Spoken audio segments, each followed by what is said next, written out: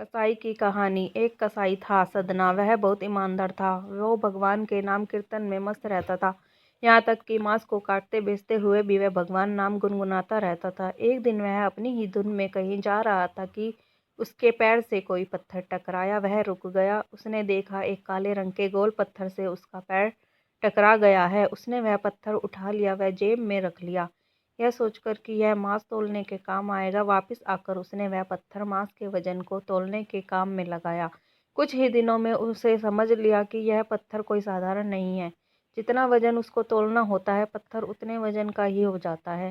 धीरे धीरे यह बात फैलने लगी कि सदना कसाई के पास वजन करने वाला पत्थर है। वह जितना चाहता है पत्थर उतना ही तौल देता है।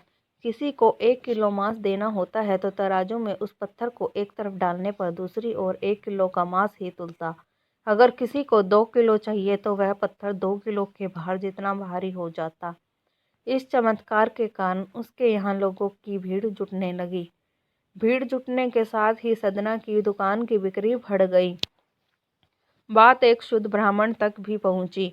हालांकि वह ऐसी अशुद्ध जगह पर नहीं जाना चाहते थे जहां मांस कटता हो व बिकता हो, किंतु चमत्कारी पत्थर को देखने की उत्सुकता उसे सदना की दुकान तक खींच लाई। दूर से खड़ा वह सदना कसाई को मीट तौलते देखने लगा।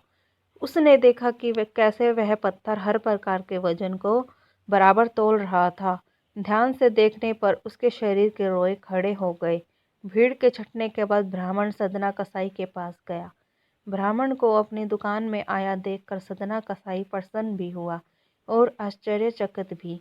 बड़ी नम्रता से सदना ने ब्राह्मण को बैठने के लिए स्थान दिया और पूछा कि वह उनकी क्या सेवा कर सकता है। ब्राह्मण बोला, तुम्हारे इस चमत्कारी पत्थर को देखने के लिए ही मैं तुम्हारी दुकान पर आया हूँ, या यूं कहें कि यह चमत्कारी पत्थर ही मुझे खींचकर तुम्हारी दुकान पर ले आया है।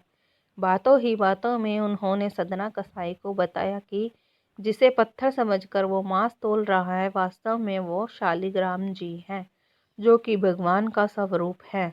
शालिग्राम जी को इस तरह गले कटे मांस के बीच में रखना व उससे मांस तौलना बहुत बड़ा पाप है। सदना बड़ी ही सरल प्रकृति का भक्त था। ब्राह्मण की बात सुनकर उसे लगा कि अनजाने में मैं तो बहुत पाप कर रहा हूँ।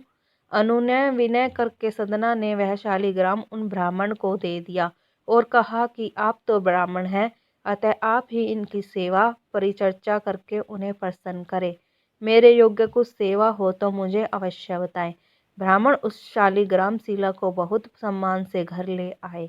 घर आकर उन्होंने श्री शालिग्राम को स्नान करवाया, पंचामृत से अभिषेक किया, वह पूजा अर्चना आरंभ कर दी। कुछ दिन ही बीते थे कि उन ब्राह्मण के सपन में ही शालिग्राम जी आए। वह कहा, हे ब्राह्मण, मैं तुम्हारी सेवाओं से प्रसन्न हूँ, किंतु तुम मुझे उस कसाई के पास छोड़ आओ। सपन में ही ब्राह्मण ने कारण पूछा तो उत्तर मिला कि तुम मेरी अर्चना पूजा करते हो, मुझे अच्छा लगता है, परंतु जो भक्त मेरे नाम का गुणगान कीर्तन करते रहते हैं उनको मैं अपने आप को भी बेच देता हूँ। सदना तुम्हारी तरह मेरा अर्चन नहीं करता है, परंतु वह हर समय यह मेरा नाम गुनगुनाता रहता है, जो कि मुझे अच्छा लगता है, इसलिए तो मैं उसके पास गया था। ब्राह्मण अगले दिन ही सदना कसाई के पास गया।